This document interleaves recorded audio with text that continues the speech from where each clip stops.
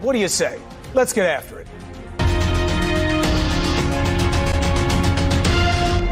All right, so here's what we know. There are 235 Democrats in the House, right?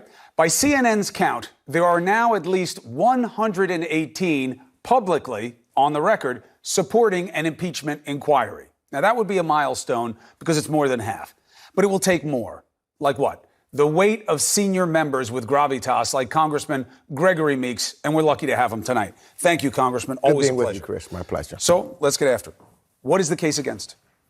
Look, no one wants to get rid of the guy that's the occupant of 1600 Pennsylvania Avenue right now more than me, and I'm sure Speaker Pelosi and others. What we want to do is to make sure that we dot our I's and cross our T's and get every evidence, all of the evidence will go so that when we do impeach, if we get to that impeachment point, we can make sure he's also convicted. Look, what's actually happening now is very similar to what would take place in an impeachment inquiry anyways. What's going on? Nadler says there effectively is one going on. But that's correct. So, it's just semantics to one extent. The Judiciary Committee is doing its investigations. I sit on the Financial Services Committee. We're doing an investigation. I also sit on the Foreign Affairs Committee. It's continuing its investigation. Elijah Cummings is doing what he has to do on government and oversight. Richard Neal is doing what he has to do on Ways and Means. So the investigation to get the evidence that's necessary so that you can prosecute a case is continuing and moving on right now. You think it hurts you if you cannot deliver on this? And is that why it's being done in more of a circumspect approach? Yeah, I think that what you do, I'm a former prosecutor. Mm-hmm. I've seen cases where individuals were quick to indict, did not do all of their research, homework, investigations first, and then an individual got off as a result of it. But here's the thing, you're going to lose the case anyway. Because unlike in a courtroom, this is just votes, Congressman. And I, with all due respect, and I mean that, we've been saying that a lot these days. Nobody ever means it when they say it. It's like, that's just a warm-up. I'm about to hit you. That's not the case here. No. The House looks for the facts, and the Senate tries the case. You're going to lose in the Senate. It doesn't matter what you put in front of them. That could be a vote of conscience, and they'll have to own it. But your job is to put together the facts in the House. That's called an impeachment inquiry. I don't understand just the case of investigating to figure out whether or not you have enough to investigate. That's what it feels like to me. Because what I think that there's things that are so substantial about this president that if we really uncover them, there are many senators that are in close Senate races also. And let's confront them with that. For example, if we get his tax returns, there's a reason why he's trying to hide those tax returns, those federal tax returns. And we show that his net worth was utilized higher in one place and lower in another so that he can get an advantage. That's a violation of the IRS law. We're looking on the Financial Services Committee with his dealings with some of the foreign banks that he was dealing with. There could be a crime that's committed therein. And then it goes smack into the face of those senators, which, and I refer you back to Nixon. Nixon, the Republicans were solidly behind Nixon until such time they uncovered something that they hadn't seen before. Right. And you know this as well, but just for the sake of comparison, it's not apples to apples. We didn't have a Mueller probe with Nixon. You found out you had a smoking gun of tapes that directed a felony that he was not just knowledgeable of, but a participant in. You don't have any of that here. Well, and we're going to keep digging. And then if we don't have it, we'll have to make a decision. One thing that I got to make sure that doesn't happen is this guy gets 4 more years. That I'm sure he would love for us to impeach. We could impeach tomorrow. That does not remove him from office. And we're still going to have to deal with him.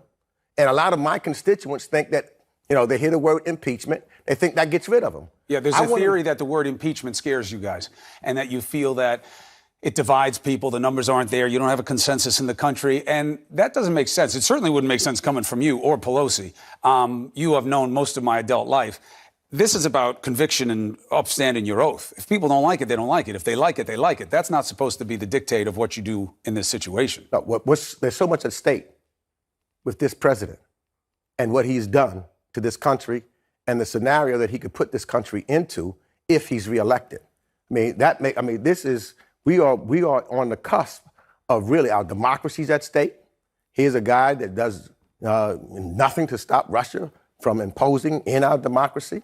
We've got the graveyard of McConnell, and they seem that and right now my Republican colleagues seem to be just doing what he wants. But you don't impeach somebody because you don't like how if we mess around and we lose the House and he gets reelected, right? But you're not supposed to go after him for any of those reasons. You're supposed to go after him because on the facts he broke the law. Exactly right. Or abused his office to an extent that it has to be exposed. Exactly right. And you should try to make, and it should not be a scenario where it just seems to be like it's a partisan issue. That's why I want to dig to get the facts to show this is not partisan. But isn't that called an impeachment inquiry? Well, I said in the beginning, it's a matter of semantics. But then what are you against then?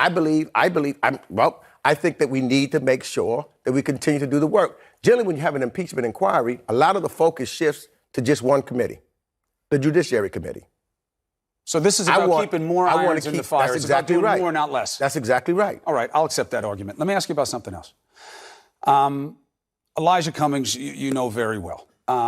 And somebody breaks into his house. The president puts out a tweet. We can put it out for people. Really bad news. The Baltimore house of Elijah Cummings was robbed. Too bad. He says it wasn't a wise guy tweet, that he heard out the news and it was really just repeating what he'd heard. Come on. This guy is a terrible, terrible human being. And he's unfortunately the president of the United States.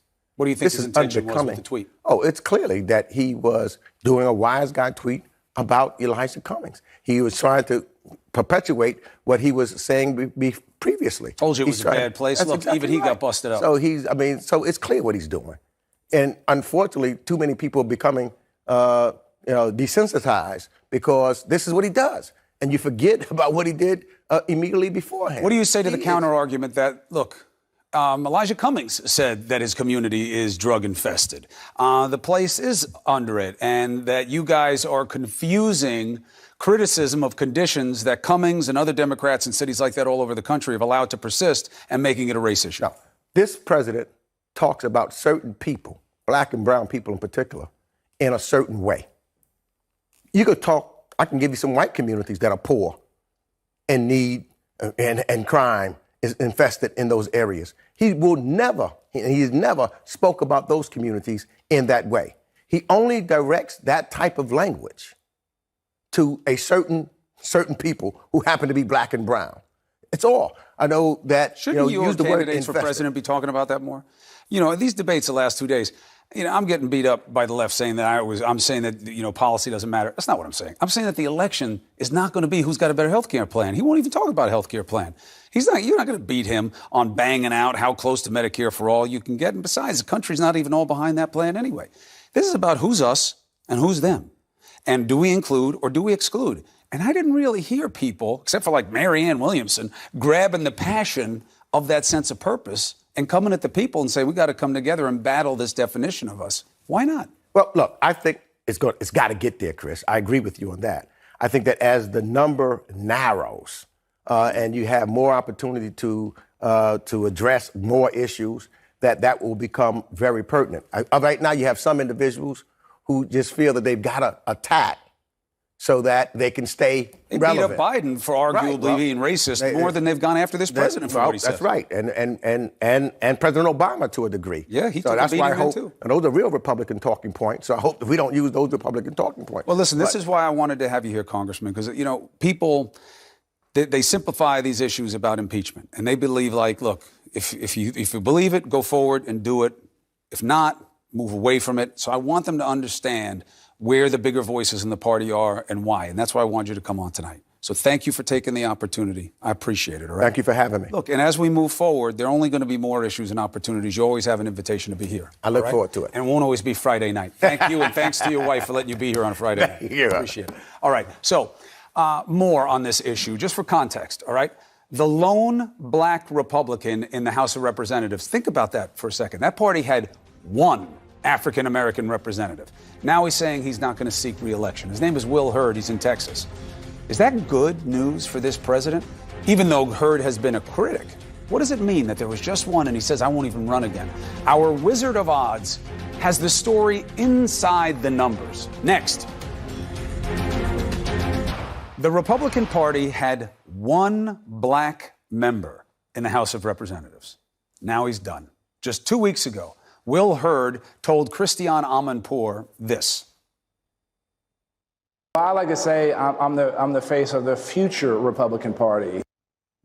Not anymore, because he is now gone, and he was the only one, and he is, in fact, the 8th Republican to say that he's leaving. Those absences leave 186 Republicans running for re-election. That group is overwhelmingly one type of person: white men, 0 African Americans. The number of women will drop to 13. Hispanics, 7. Asians, 1.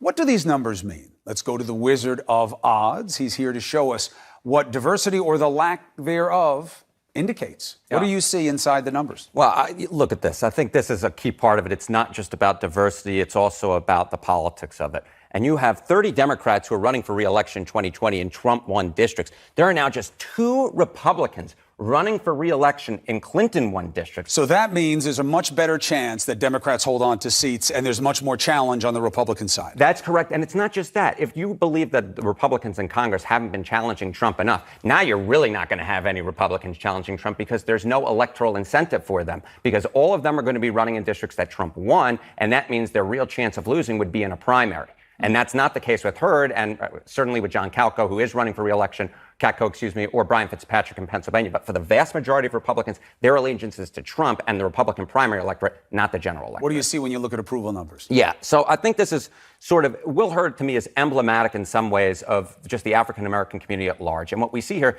is among black registered voters, this is our latest CNN poll, Trump's overall approval rating is just 7%. It's just 7%. There's not a lot of African-Americans who support him, but I think there's a more interesting... What did you see with the Bushes? Bush was regularly in the teens, actually, which wasn't particularly high. W or HW? W in 2004, 2005, when his approval rating started to slink. Now, obviously, towards the end of his presidency, when he was in the high 20s, it was lower. It was around this level. But, of course, Trump is in the low to mid 40s, and he's all the way down at this level. And I think that really indicates that African Americans aren't behind him. But the question is, why are African Americans not behind him? Look at this. His approval rating on the economy is 17% among African Americans, which is still not great, but that's much closer to Bush's overall approval rating with them, right? The overall difference between the economy and the overall is an indication to me that character is really mattering with African American voters. They don't like the stuff that he tweets. They don't like the way that he speaks. And I think these numbers are very indicative of that. What Dr. King called the content of your character. What's the shift that you see? So I think that this is rather important as we think towards 2020. Obviously, the president is running for re-election. And one of the big things that occurred between 2012 and 2016 was that African American voters, as their turnout dropped tremendously in the key important swing states, Michigan, Pennsylvania, Wisconsin, dropped by 12% in Michigan, 12% in Wisconsin. In Pennsylvania, only dropped by 2%. But look at this column. This is the white turnout and how they changed between. How much of this is a function of not having an African-American candidate? I think that's certainly part of it, but I have to be honest with you, Chris. When I was watching the 2016 campaign and given everything that Trump was saying, I was expecting that perhaps African-Americans would be turned off by Trump's message enough that they would turn out. But in fact, that was not what occurred. And I think that's a real question heading into 2020, is whether or not Trump, as he's been in the White House, are African-Americans who did not turn out in 2016 so upset that they're actually now going to turn out in 2020. What's your last point? And I think that this is just sort of important. If African Americans had turned out in 2016 the way that they had turned out in 2012, what we would have seen was these margins in these important states, Michigan, Pennsylvania, Wisconsin, the GOP won them all by less than a point. They would have probably lost those states, and Hillary Clinton would have won the presidency if the turnout changes. And that is why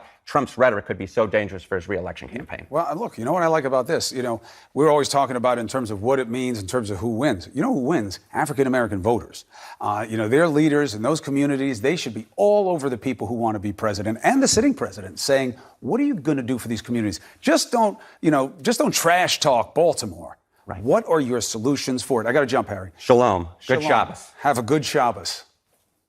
And with the president not backing down on these attacks, look, you know what the pattern is, right? He says it to get the effect with his base, and then he says, oh, no, you took it all wrong. It's fake news. And it never is. So what is it going to mean for the GOP? It's time for a great debate with these two great men.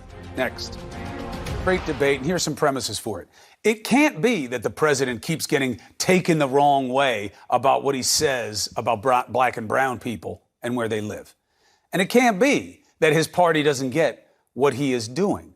The question is, will their silence and his lack of silence wind up adding to their detriment. That is the start of tonight's great debate with Wajahit brings the heat Ali and Niger, I'm the baddest in his house.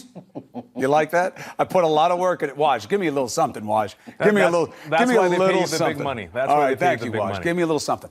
All right. So first, to the premise, Waj, do you accept the premise of this, that the president knows what he's doing, that when he says he's taken out of context, that's just having it both ways, and that the party knows that its silence is deafening? I mean, President Trump is the president of all Americans. I think, I think the Republican Party is the most diverse party on earth. When I look at the Republican Party, especially Republican congressmen, I see every shade of white under the sun, Chris. I see white men. I see old white men, young white men. I see white men with facial hair, some white men with fades. I even see some white women. Some are blonde and some are brunettes. What I don't see are people of color. Why? Because Donald Trump is a racist, he's a racist president, and he is promoting a white nationalist ideology. I think you can easily say now, especially in the past 2 weeks, you don't even have to go back 20 years, Chris. You don't even have to go back 2 years to the start of his presidency. The last 2 weeks, look at what he said, look at what he tweeted, look what he said against the 4 congresswomen of color, look how he sat there for 13 seconds, loving that nativist chant, send them back home, how he retweeted Katie Hopkins, an extremist, 5 times, and how he attacked Baltimore and said the people that live there are basically subhuman, and how he, on the heels of attacking Elijah Cummings, said, oh, well, too bad that the Representative Cummings' house was burglarized. But I want to say one point. I want to give credit to one Republican, Nikki Haley, daughter of South Asian immigrants, a profile in courage, a woman who sacrificed so much today, Chris, because she tweeted back at President Trump saying, this is so unnecessary, emoji. Thank you, Nikki Haley, profile in courage. Hey, look, these days, that's more than is expected. So, Niger, I turn to you. Basically a unicorn in your party right now. Why are you not offended by what you have to see as this president's penchant for division? Am I offended at Donald Trump calling out a district that has been controlled by one-party rule for over 50 years and where blacks, large number of blacks are in misery? He didn't call blacks in that district, Elijah Cummings, subhuman. He said the conditions are subhuman. He said and the no conditions human are would live there. subhuman. That's right. And they what do. he's saying is that the people in that community are trapped and looking for liberation. Look, I saw that CNN poll that the Wizard of Oz brought up, but there were 2 other polls. One, and I actually read this on a CNN site. There was a Fox News poll and an ABC Washington Post poll, no friends of the president, that had him at 22% and 18% respectively in the black community during these tweet crises. And if you average all 3 out, that's about 15% of the black vote. If the president gets anywhere close to 15% of the black vote in this election, I think even the heat knows there'll be a lot of fire, but there'll be a lot of smoke, but no fire on the Democratic side, because Trump will go to a resounding landslide re-election. Chris, can I do a poll off? Let's do a poll. So a poll this week came out and said a majority of Americans think that Donald Trump, the president of the United States of America, is a racist. A majority of Americans think that Donald Trump is more racist than, wait for it, Governor George Wallace of Alabama. For those of you who are watching and are young, Governor George Wallace of Alabama famously said, segregation today, segregation tomorrow, segregation forever. Just let that sink in. He was a good Democrat. More people think that Donald Trump is more racist than that guy. And you have to ask yourself, and I want to quote Keith Ellison, Congressman Ellison, in 2016, when he was talking to Muslims who were going to vote for Trump. Why be a chicken for Colonel Sanders? Because if you're a person of color going for Trump, after all this, you are enabling a racist president, and you will be a chicken in the bucket. Well, I'll tell you, I have a little anecdote, all right? I was sharing a Lyft ride that I took the other day with a young African-American male, probably around 25, 26 years old. And I was just testing the waters and asking him how he felt about Donald Trump and do you believe he's a racist and all the media general talking points about him being a racist. And this young man said a very interesting thing. He says, look, a few years ago, I was underemployed. My family was dependent on government assistance. I'm now working 2 jobs. I have more money in my wallet. And look, Let me be practical here, brother. If I have a choice of a guy who's alleged to be a racist that has me working and in a booming economy versus a guy who sounds really nice, makes me feel good inside, but doesn't put food on my plate or give me the opportunity to work so I can put food on my plate, I'm going to choose the so-called racist. But I don't understand. Where did this sea change in the economy come from? The rate of difference in this, he had some robust part that was juiced by a tax cut where 83 cents of every dollar went to the wealthy. But the growth rate is basically what it's been for the last 10 years, other than the first few years after the Great Recession when Obama boosted the economy up out of it. And the employment rate was in the 4s then, and it's in the high 3s now. And you got a trade war now. But Chris, be fair. If you're going to talk about the tax cut artificially juicing the economy, then you also have to talk about the raise in interest rates up to 2.5 points before it was just lowered just this week, okay? Also stifling and slowing down this economy. You have to talk about the obstructionist Democrats that have been going after and investigating Trump and this administration. Powell on the Fed is your boy. You put him there.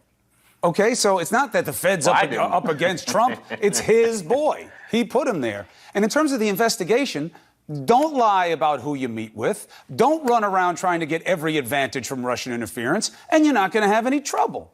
They started all this trouble for themselves, Niger, and you know it. If you were running a campaign with me, you know that neither of us would do any of the things that they did. We both know it. Now, you can write it off to them being naive, but that's not an excuse. What I know is that many among the left, I don't know if the Heat was a part of them, but he could very well have been, basically said that Trump was colluding and working and was a Russian stooge, and that Mr. Mueller came up to bat and the Democrats thought he was going to hit a home run, and he struck out several times over and did not. He was told he couldn't even prosecute the president. Waj, last word to you. Brother, you got to love yourself more. Just know this. Donald Trump does not love you. He does not love people of color. Know this. The white nationalists of the Republican base will never love you. Never, ever. Ask yourself, is it worth it? Ask yourself, is it worth it? Nationalist and proud, love yourself more. You should love yourself be too. more. I love my country as you should. Well, I love you both. I hate the word nationalist. Just stay patriot. Have a great weekend. Waj, Niger, thank you for making your arguments. God bless to both. We have another debate to take on with a recommendation today. Now, this is a big one.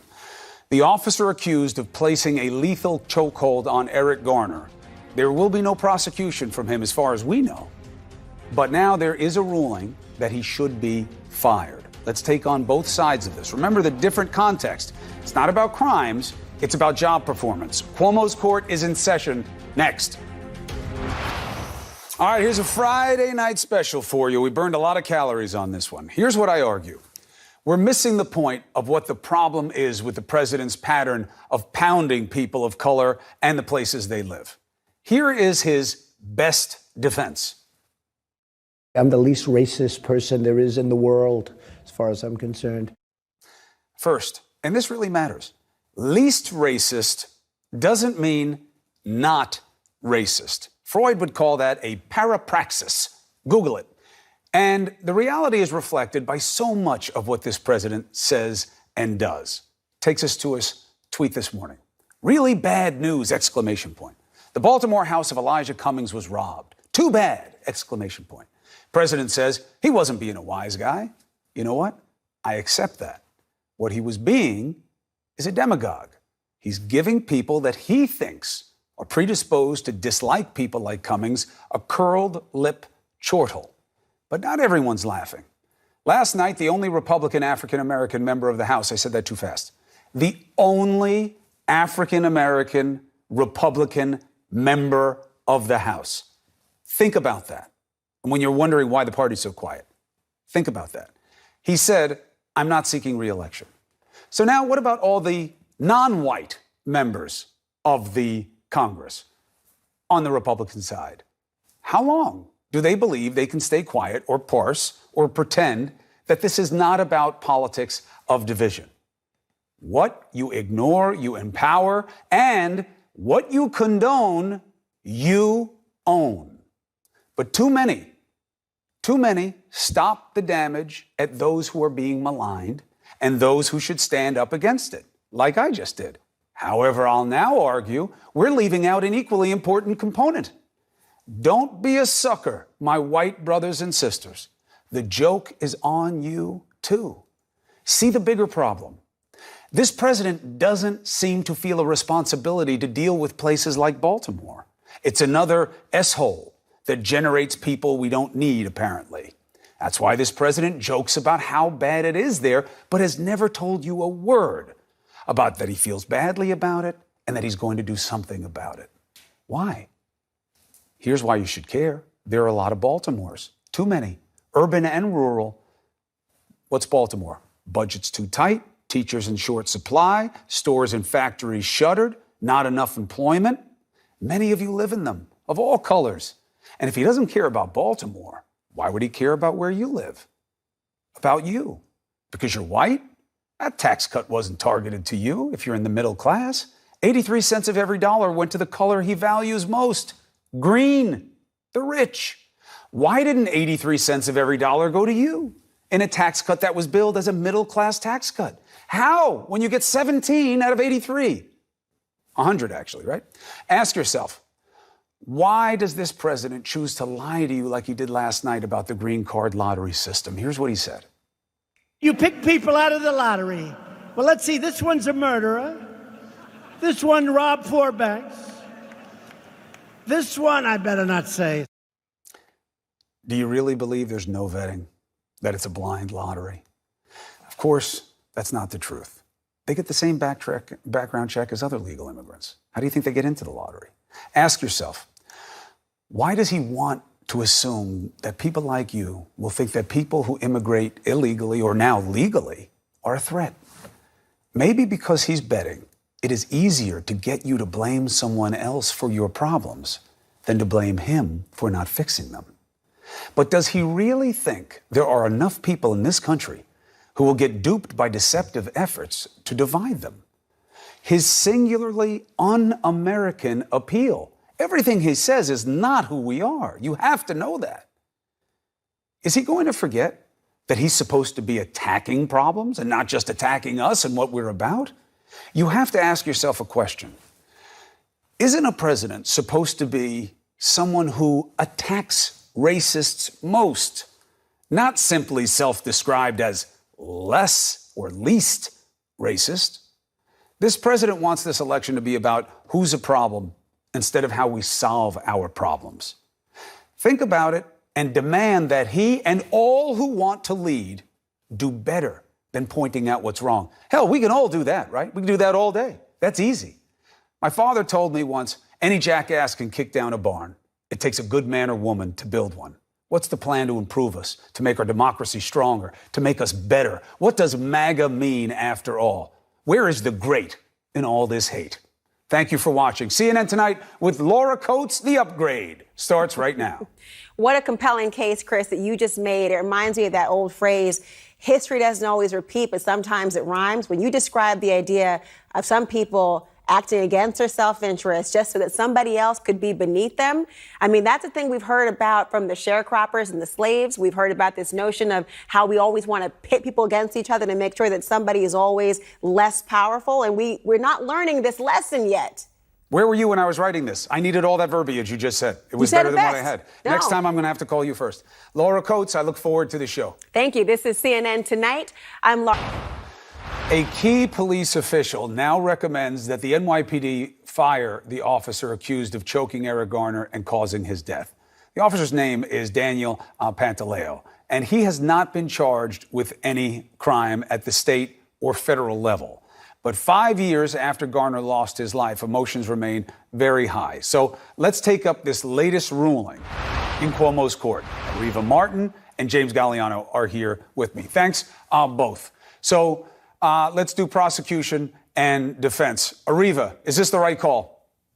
Absolutely, Chris. This is the right call. What we essentially had was an administrative law judge determining that this officer used a prohibitive chokehold on Eric Garner and that chokehold, the use of that chokehold, resulted in his death. And that's a form of misconduct under the policies and procedures for the New York Police Department that warrant him being dismissed. And I think what we should, we have to note in this case, this is not beyond reasonable doubt. This isn't a legal standard that would be appropriate if this were a civil court or if this were a federal court. This is an administrative proceeding determining whether a police officer was engaged in any form of misconduct. So that's what this administrative law judge determined, and there is absolutely no reason for the police commissioner to override the determination of the judge that had every opportunity to weigh the evidence, to listen to the arguments made by both of the parties, to listen to the cross-examinations, and to come to this decision. So now to ask the judge, to ask the police commissioner to set this judge's decision aside, I think is a slap in the face to this family and to this entire community. So do you think the commissioner should push this decision aside, Jimmy? No, I think the police not commissioner should. Jimmy, let me go to Jimmy. Go ahead, Jimmy. Okay. So, Chris, sober discussion. A life was lost.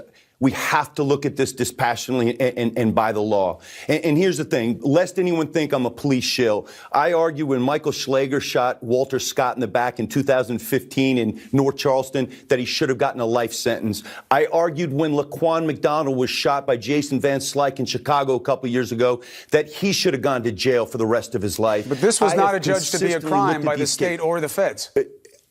100%. And let's look at it this way. The Staten Island grand jury looked at this and they could not vote a true bill, right? Because as Ariva pointed out, the standard of proof is beyond a reasonable doubt. In this instance, it was a preponderance of the evidence more likely than not. Here's what I'm going to argue. I can never, ever argue that I understand what it's like to be a black man in America. I can't. And nor can some people that look at this case and try to assume what it's like to be a police officer in the city of New York. New York City's got 35,000 police officers, the most diverse police department in the country. They are a model of restraint. What Officer Pantaleo did that day was respond to a call from a senior that suggested that he arrest a man for breaking the law. The law was minor, right? He was selling loose cigarettes, loosies as we call them, which means they were taken outside of a pack of tax-stamped pack. Penny anti-crime. But that was the law. And he was responding to that. When Eric Garner said, "Don't touch me, please stop," and you're not taking Jimmy, how do you function that into your calculus? Forget about it being a crime. It's about how you did your job. You got 5 guys on him. You're using a choke that you say was a seatbelt choke. Now, fairness, Jimmy and I have a lot more experience with chokes and holds than a lot of other people. I don't know anything about a seatbelt choke. Anything that is a choke to me is called a choke because I'm up around your neck. Other things are called holds. He gets his arm up around his neck. He keeps it there a long time, several different times after the guy's saying he can't breathe. He's in a big group. The EMTs don't do the right thing. So it's not all on Pantaleo. But in what you saw in this video, when you know you're not supposed to have your arm around someone's neck, cutting off their airflow, why don't you see anything being done wrong? Chris, I look at it from this perspective. To date, we're just into August. There have been 70 police officers across the country that have lost their lives in line-of-duty deaths trying to make arrests. Look, I don't believe that Eric Garner was looking to hurt the officers. He just refused to comply with lawful commands. Pantaleo is significantly smaller than Garner was. I believe he tried to wrestle him to the ground. And look, Garner, there obese, were 5 guys there at least, heart Jimmy. disease. 5 guys. I agree. Diabetes, I agree 100%. overweight, and heart disease. All true. Yes. And Chris, every time a guy told me the cuffs are on too tight, you're hurting my arm, but they still resisted. If Eric Garner had just said, "I'll fight this in court, I'm unhappy about this," and gone with the officers that day, all of this could have been prevented, Chris. Right, but the fact is, if you resist arrest, you'd wind up dead. If he had taken his arm off the man's neck, you shouldn't die because you resist arrest. Jimmy knows that. Eric He's not Gardner arguing that you should. should. Agreed. Well, Eric, you said Eric Gardner should have just fought this in court. The police officers, it's their obligation, it's their responsibility to de-escalate this situation. They failed to take the appropriate action that led to this man's death. And we're not asking lay people, we're not asking the police commissioner to follow the recommendations of lay people. This is a trained administrative law judge whose job is to look at evidence and to make these kinds of decisions. This is what she does for a living. His attorney, the officer's attorney, had an opportunity to make his case. They failed to make a persuasive case. The case on behalf of the prosecutors was more persuasive, and that should be the ruling that stands in this situation. Jimmy, final word to you. This man should lose his job. I would just say to this, Ariva, would you ever advise any of your clients to resist arrest and not comply with lawful commands on a lawful arrest. Eric Garner, as tragic as this is, caused the cascade of events that led to his death. And guess what? Officer Panileo's life will never be the same. He'll never work on the street again, and he gets death threats every day. This is a tragedy all around, Chris. All right, Arifa Martin, Jimmy Galliano, this is one of those tough ones. I appreciate you both taking it on. It's a benefit to the audience to hear the two sides of this situation. Be well. Have a good weekend. All right, different topic. You remember when Andrew Yang said at the debate to move to higher ground because we're too late? Climate crisis is too far gone. He took heat for it, no pun intended. We tested him here about it. But there's a lot more water now in one of our oceans. This isn't about that climate change isn't real. It's about what we can do about it. I want to show you what happened in the last 24 hours. We're going to bring in Laura Coates, a.k.a. the upgrade for D.